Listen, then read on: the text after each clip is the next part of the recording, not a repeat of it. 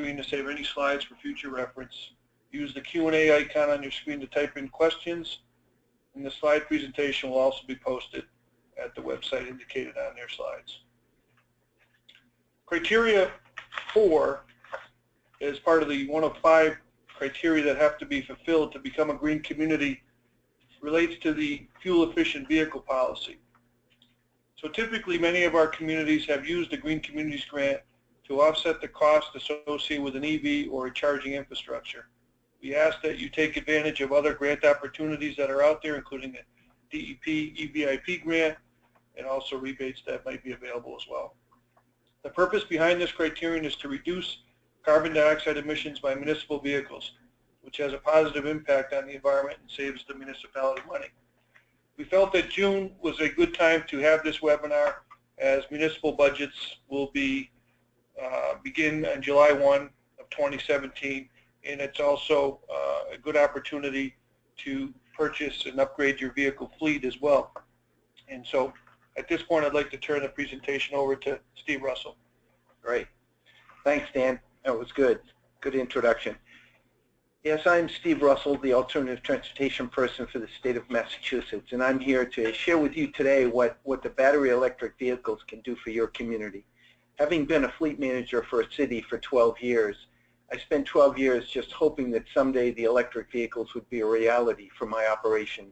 And in 2009, the best I could do was one of the neighborhood electric vehicles, and it was a bit frustrating, but that's all I could do. So once I came to Massachusetts, and all of a sudden, these vehicles have been produced on major ways. So I'm here to talk about that and how that might work for your community. So, the battery electric vehicles, if you haven't looked at them lately, they really are better for the environment. As you know, they cut noise, they reduce emissions, and what really a lot of people haven't been talking about is the reduction of maintenance in a vehicle. When you're not changing oil, you're not changing transmission fluids, you're not worrying about all the things that go on in an internal combustion engine, the battery electric vehicle can really make a lot of sense for a fleet. Particularly, and I hate to say this, but your mechanics will be yawning if you have a series of electric vehicles in your fleet, if you have your own maintenance operation. But certainly, it would be fun to have them. And they're fun to drive. And I think that the energy independence goes without saying for electric vehicles. It's important that that we keep our dollars here in the States, and particularly in Massachusetts, we're at the end of the pipeline. It's very frustrating to look at those fuel prices go up and down. My years as a fleet manager, I'll tell you, I started with an $80,000 fuel budget and left with a $300,000 fuel budget, and guess what? We had 10 less vehicles. So I think you're stabilizing electrical costs in your fleet, which is incredible. In future benefits, I think you're going to find that these vehicles will begin to help you in a resiliency standpoint. And we're working on that right now, and stay tuned to our electric school bus vehicle to grid project, and we'll be talking about that in future webinars. Next slide.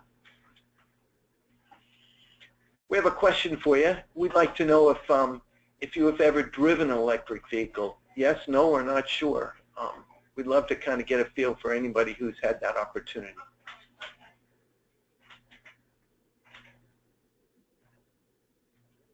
What do you mean I can't vote?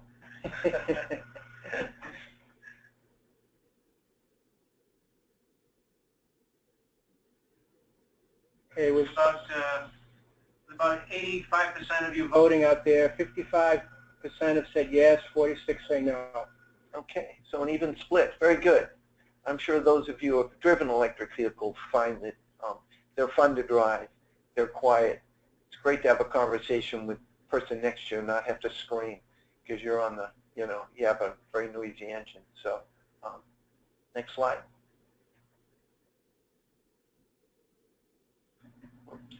Here we go, miles per gallon. So, everybody says, oh, you're just trading your dirty gasoline vehicle for a dirty electric grid. Well, take a look at this slide. It's very interesting that, yes, if you were in a heavy coal region, yeah, it's pretty close. You can see that in Colorado, and I also say Tennessee, but the Nissan people get very angry at me when I mention the state of Tennessee. But the reality is, if you're generating your electricity through coal, then you may be trading your dirty, ICE vehicle for a dirty electric vehicle. But as you can see in New England, we do very well because of our grid. The ICE in New England does a great job, and it gets cleaner every day. As you all know, the solar, the wind, the natural gas, all those things we're cleaning up. We're closing coal plants on a regular basis. So we're really, the goal here is to beat California. I see that they're a little ahead of us, and we don't like that. So we're going to work on that. But what's interesting is the Washington area up in the Northwest, because of their hydro, huge difference in electric prices. So, and this was done by the Electric Power Research Institute, EPRI, which is a pretty reputable. All the utilities use EPRI to do their research on electric types things. So, and the Union of Concerned Scientists, they're all over this electric thing. So it's a pretty substantial survey done here. Next slide. So what's out there for sale today? As you can see, we have the Nissan Leaf, and that's a 100-mile range. And as an owner of a Leaf, I'm finding that I'm getting about 120-mile range. And again, when you drive an electric car, it's how you drive it.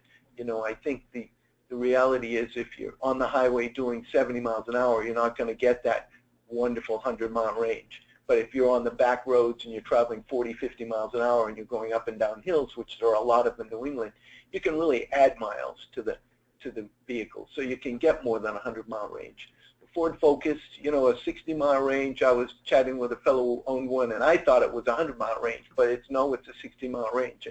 And one thing you have to be careful of in the winter, that the range does get compromised a bit in the cold weather. The Smart Car is kind of a fun car to drive. That's a great urban car. And then you've got your plug-in. Those three at the top are all battery electric vehicles. There is no gasoline engine in those vehicles. So you're at the whim of the range of the battery, and that's important to know. The plug-in electric vehicles are basically a hybrid that they've added a battery, and they've enabled that battery to take you 15 or 50 miles on the battery only, and then the engine goes on. The C-Max Energy, which is a fun little car to drive, has only 15 miles. And so if you're a short commuter or you're just doing inspections around town, 15 miles, if you're plugging in every day, it can really help to go a long way on range.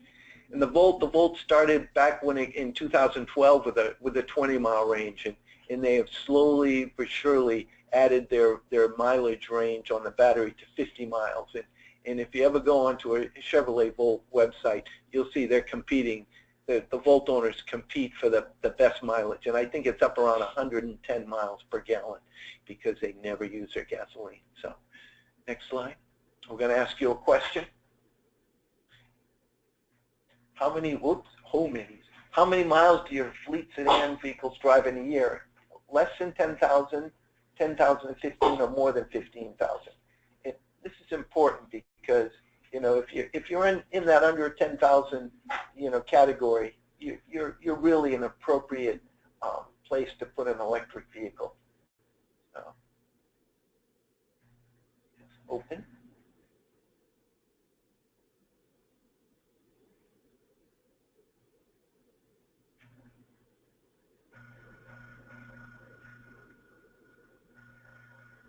So what do you got, Charlie? So with 50% voting, we've got 48% travel 10,000 miles or less, 30% are in the 10 to 15,000, and 21% feel that they travel more than 15,000 miles. Yeah. Well, that was my experience being a fleet manager in a community. There were some cars that got 3,000 miles a year, and it was very frustrating, but I had no option. We didn't have the full battery electric vehicle at the time. So now that that's there, if you have a charging station at your town hall or where you park your vehicle, boy, a battery electric car can go a long way. Next slide. So really, what's out there in the market today? I just wanted to show you that there were a lot of, the left side are all the battery electric vehicles, and then the right side of the plug-in electric hybrid. So there's really a choice out there more than ever before. And we're lucky in Massachusetts because we're selling these vehicles here. You go to other states in the country, and the manufacturers have not come to the table and are selling them. So, and that's part of the reason why we don't see on TV advertisements for electric vehicles, because most of those ads that they produce are for national consumption. So if they're starting to advertise the battery electric Spark or the battery electric, you're not going to get that in a community or a city down in the Midwest or out in the Midwest. So it's kind of interesting. So good choices out there, and we have a state contract which Sejal's going to talk a little bit about, so you can purchase off there some of these vehicles. Next slide. So how do you charge these vehicles? How do you fuel them up? That's the big question, and hopefully we're going to answer that today. You have, every house has a 110 outlet or a 120 outlet. When every vehicle comes, as you can see, AC level 1, see that little unit on the right, the example, that comes with every single electric vehicle, both plug-in, hybrid, or an electric vehicle. So you can actually take that cord, plug it into a wall outlet, and charge your vehicle. So if you get stranded, you just knock on a neighbor's door and say, hey, can I plug in for a few minutes? And it'll get you home. But it'll take a while, though, the charging, and we'll talk about that, I think, in the next slide, how long it takes. The level 2 is equivalent to a electric stove at your house. It's a 240 volt system, and that, my experience with the level 2 is that I can charge my Leaf in about 4 hours. It's been pretty practical for me. I originally had a 110 outlet in my garage, was plugging that in, but boy, when you got to go back out for something and you got to go 30 or 40 miles, you won't be ready if you have a level 1. So a level 2 charger is really the way to go. Most city fleets in most towns are putting in the level 2s, which are great. Now, on the more expensive end is this DC fast charging, and that you can get in about 10-15 minutes. You can get 80% of your charge. Those are wonderful if you're traveling long distance. You can stop. The choice is go to Chili's and sit for 45 minutes and have a hamburger, or go over to the Nissan dealership and spend 10 minutes and be on your way. I'm up for the 10 minutes because I'm getting too fat going to Chili's all the time charging my car. So in DC level 2, really high-end, big, huge voltage requirement. Those you're going to see at rest areas. You're going to see them on the Mass Pike. You're going to see them. Most of your Nissan dealerships have these level charging stations, and the Simon Malls have come through and have done that, and it really makes for a nice, pleasant opportunity. Next slide. So it gives you an idea of how much time. This is something to keep as a reference for your future use. And important that the level 2 is preferred.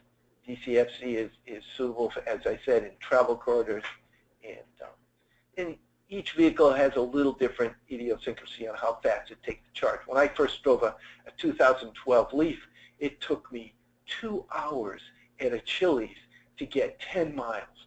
It drove me crazy. But now with the 2014 and 15 Leaf, you can do that. You can get 20, 30 miles in half an hour. It's a huge difference in how they've developed the technology. So as time goes on, you'll see that these charging levels will take less and less time to charge. So next slide. So this gives you an idea of pricing, and Sejal will either back me up or throw me against the wall on this one, but I think her experience in installing stations, level 1, basically it's an outlet. You can probably do it for less than $300, and it's probably available, without even installing it. But level 2, $400. If you're on the wall near your service, you can do it for $400 or $500, and the cost of the unit ranges from $650. I think I bought my unit, Clipper Creek, for about $300 and had it installed in my house. Whereas you can get the fancy data collecting level 2 units that are a lot of money, and you're going to find that really, depending on how you use the charger, there are charging stations level 2 that collect data and tell you charged, how much electricity they've used, and how much time they've spent, what the vehicle was that charged, And then there are chargers that just you plug in and it collects no data. And those are the units. They're much less costly to purchase and install. I think New Bedford has a series of units that does not collect information, so they've found it to be on the lower end price-wise.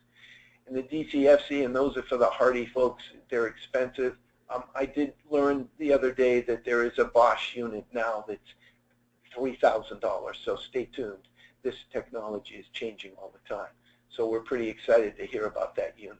So again, you put those units across a parking lot and your installation cost is going to be a lot of money. So your location is key. Go ahead. Another poll question, does your town or city agency have EVs already in the fleet? Yes, no, or not sure. Let's see what we get out of that. It'll be interesting to find out.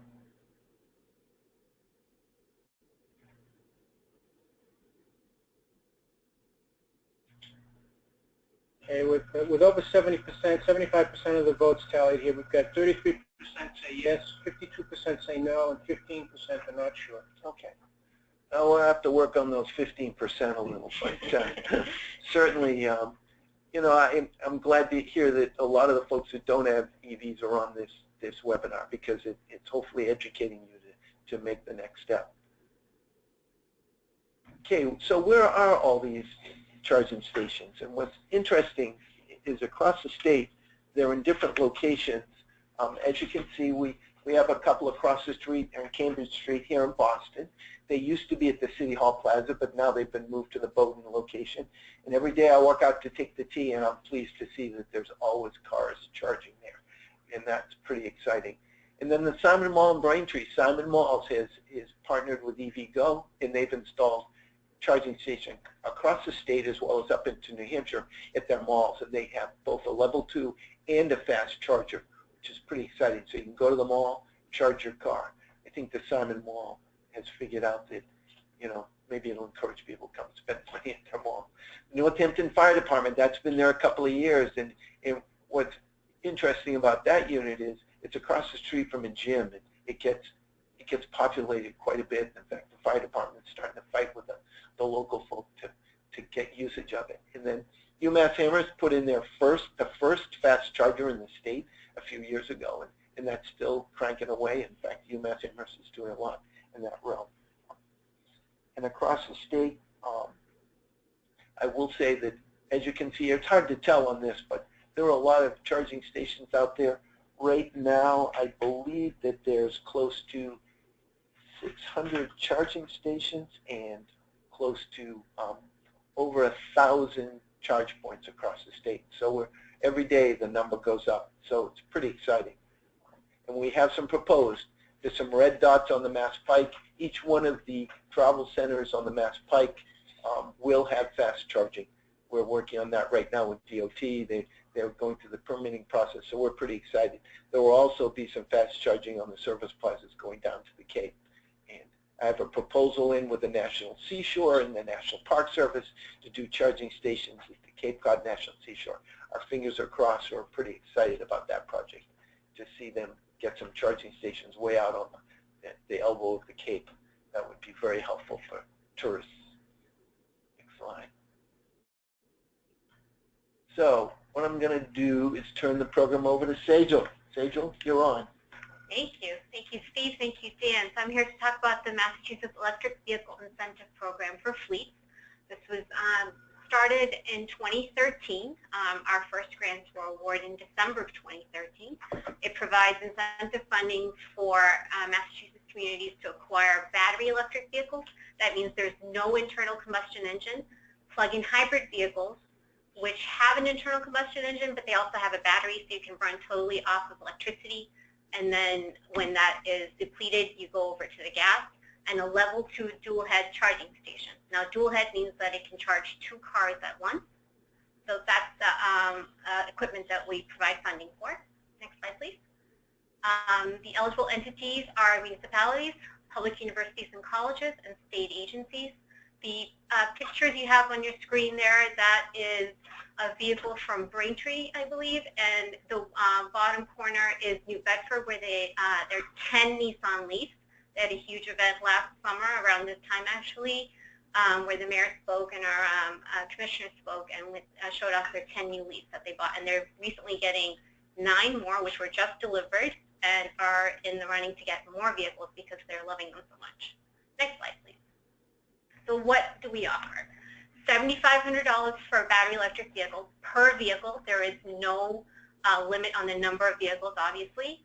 $5,000 for a plug-in hybrid, and up to $13,500 for the acquisition and installation of a level 2 dual head charging station. Now that scales, the charging station is scaled based on the number of full battery electrics that you get. So you have to get a full battery electric vehicle to be eligible for the charging station funding. And as for the vehicle, the acquisition means that you can either purchase the vehicles or lease the vehicles. So we offer both options. Next. What are our program requirements? That you'll commit to using the vehicle in the Commonwealth for 36 months.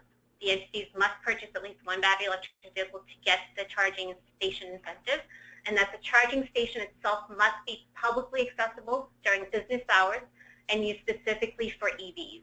Now, that is why we do require that the station be a dual head. So if your fleet vehicle is charging in one spot, you have the other spot open for general public to come in and use it. Next slide, please. Now, municipalities can use the state contract for vehicles, VEH 98. These are the vehicles that are currently on there that you can purchase. The state contract does not allow you to lease. So if you were to lease a vehicle, you'd have to do your own procurement. But these are the vehicles that are on there right now: the Chevy Volt, the Ford Fusion, the Ford C-Max, and the most recent addition, the Hyundai Sonata. The Nissan Leaf and the Ford Focus are the only full battery electrics that are on there, but they are on there. Next slide, please. These are the EVs that are not on state contracts but are eligible under EVIP. So you have the Toyota Prius plug-in, the Smart for 2, which actually a Western Mass city has purchased for their parking department. They were using old golf carts. So at least as they have heat now, the people driving around, that works. Mitsubishi i-MiEV, the BMW i3, we've actually had Tom get 6 of those. A Tesla, if you get a Tesla, I'm coming out for a visit. And the VW e-Golf, which came out last year, and it's a great car. Charging stations, these were recently installed. Braintree Town Hall, the New Bedford DPW, which Steve spoke about, those are your quote-unquote dump stations where they don't collect information or anything, but they've set those aside for their fleet. They have 10 of them lined up for all 10 of their vehicles. And then the bottom, you have your level 2 at Chelmsford Town Hall. Poll question: would you consider adding EVs to your fleet in the next 6 months? So if you could take a minute and please answer that.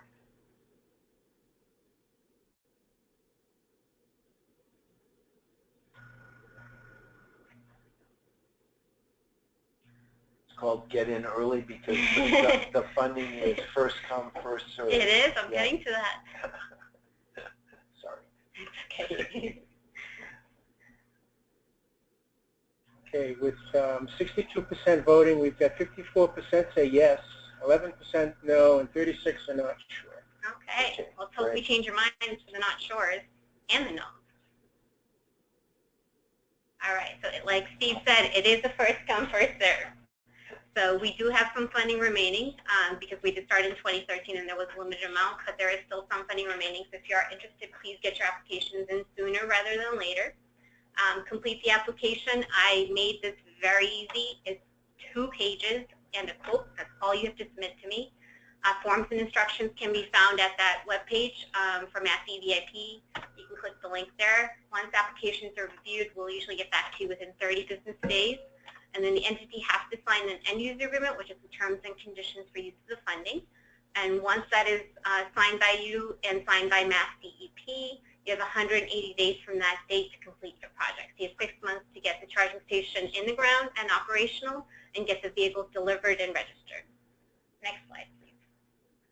So what happens once you've gotten your vehicles and what you've gotten your charging station installed? This is, if you're acquiring the vehicle through the VEH 98 contract, so you purchase the vehicle directly from the dealer through the VH98, then the incentive will be paid directly to the dealer. So you don't have to come up with that funding up front.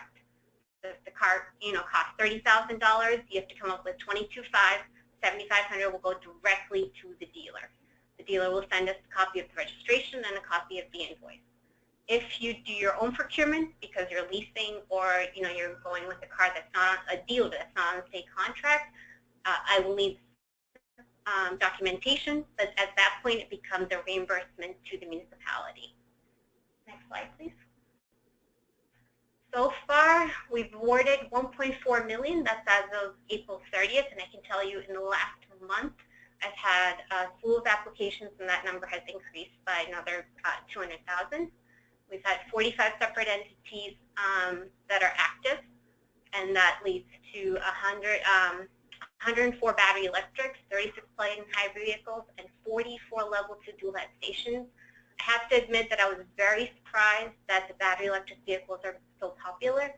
I was in the mindset when I started this program that the plug-in hybrids would be doing the best out there, but the battery electric vehicles, the towns are loving them, and they're coming back and getting more. So I'm very surprised and very happy, actually. Next slide, please.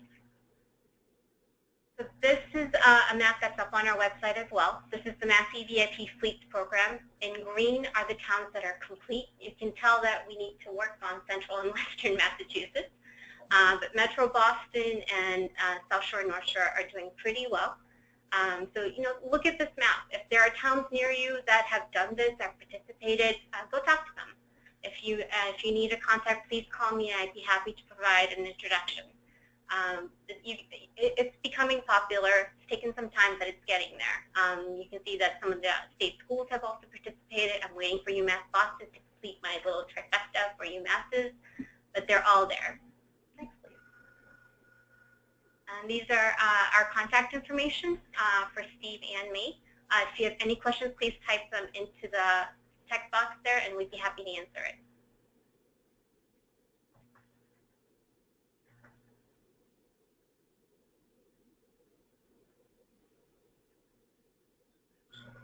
All right, we've got some questions coming in. Hold on, please.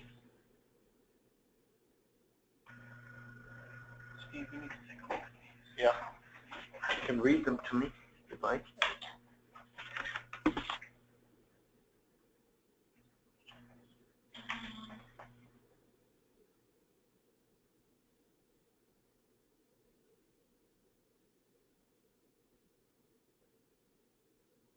Okay. One question, are there any conferences this year? I attended maybe 3 years ago that included vendors and cars to drive. Yes, a couple of things are going to happen. In September 19th, the All Wheels Conference will be taking place in Norwood at the Four Points Sheraton, and at that time we have electric vehicles on display and able to drive, as well as other alternative fuel vehicles. We're also sponsoring around the state through the folks with Plug-in America. We'll be doing some ride and drives at different various large employers, and if you would like to know where they're going to be, we will be listing those on our Clean Cities website as well as. Yep. Also for Mass EVIP Fleet Program, I'm holding local workshops. We had one recently in Brockton, and I plan to go out to the other regions in Central, Western Mass, and the North Shore. And at the Brockton event, we were able to get some cars out there and get a vendor out there for charging stations so you can talk to that directly. So that will be happening as well, so please be on the lookout for that invitation. Will the slide deck be emailed to attendees? Slide deck will be made available, posted on the Green Communities website within, I'd say 48 hours. And the video will be posted as well. And any questions, and we'll post those within about 2 weeks if we need to, or sooner. Great. We also have a question here that says, a clarifying question on the state grant for the Mass EVIP program, whether it's separate from more EV and the federal tax credit. The Mass EVIP program is separate. The more EV program is for the consumer, so you as an individual to be able to get an electric vehicle. And the federal tax credit, as a municipality, you are not eligible to take that.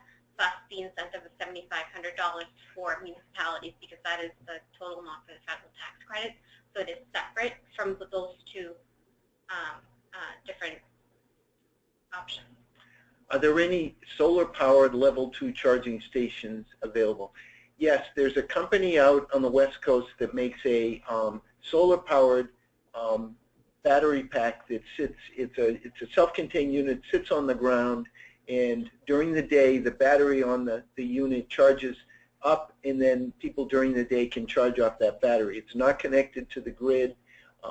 I haven't seen it come to the East Coast yet, but I'm hoping to have one of those on display at All Wheels, because it's a great little unit. It's a little pricey. They have a couple of them out in Boulder, Colorado that I've seen. And the interesting thing is the battery charges up all day long, and then someone shows up at night and charges their Leaf, so the battery's dead in the morning. So I don't know how good that is.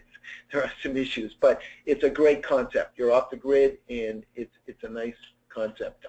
The problem with using solar at your home to charge you don't have a battery at your house that could store the electricity to charge your vehicle directly. What you do with solar panels is you get a credit on your electric bill, which helps you charge, to defray the cost of charging your vehicle. So there are no, other than that battery pack unit, there are no direct solar units that actually charge your car directly, because solar, as you know, is a DC to DC, and you need a transfer switch and a converter to go into your car, because the car asks for AC charging.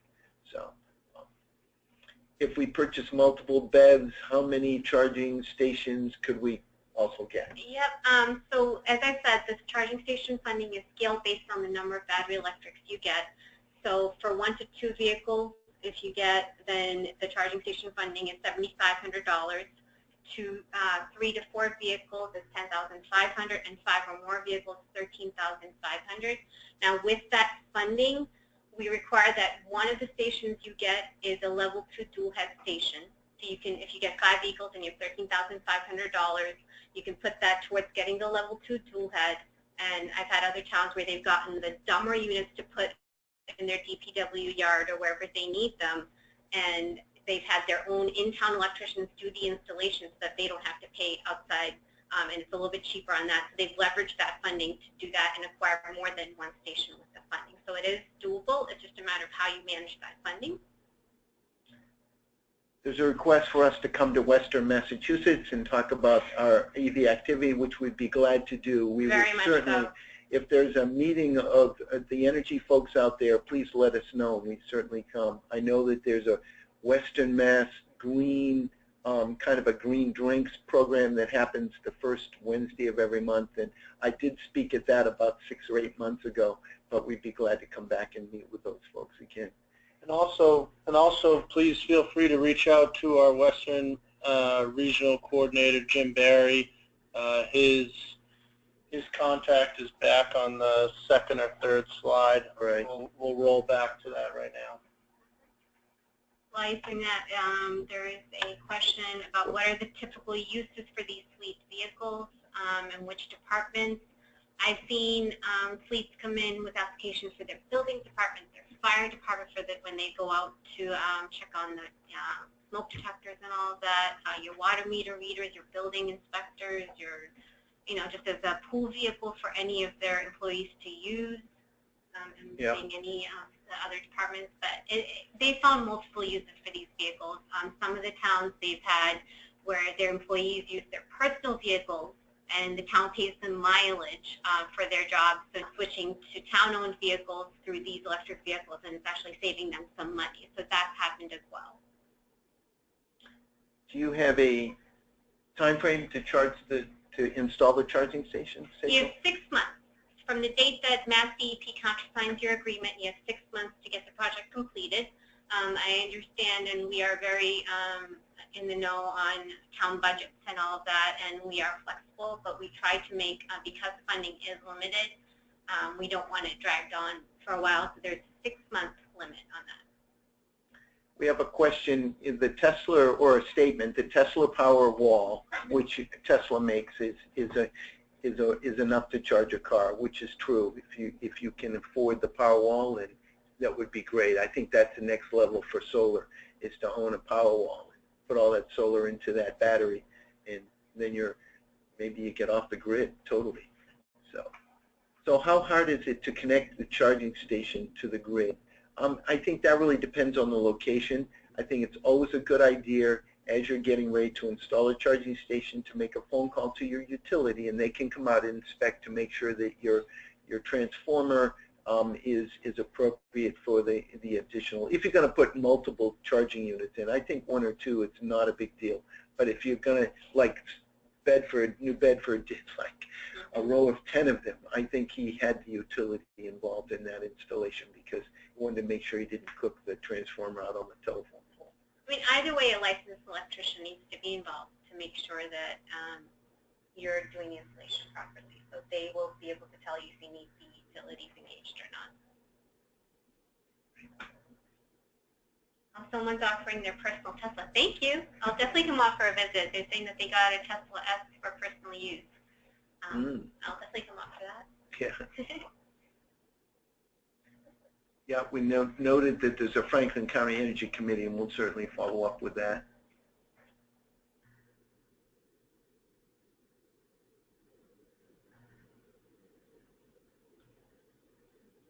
All right. Any other questions? Please put them on the messaging. Otherwise, I think we're towards the end of this. You have our contact information, so if you need to have any other questions answered, please reach out to us.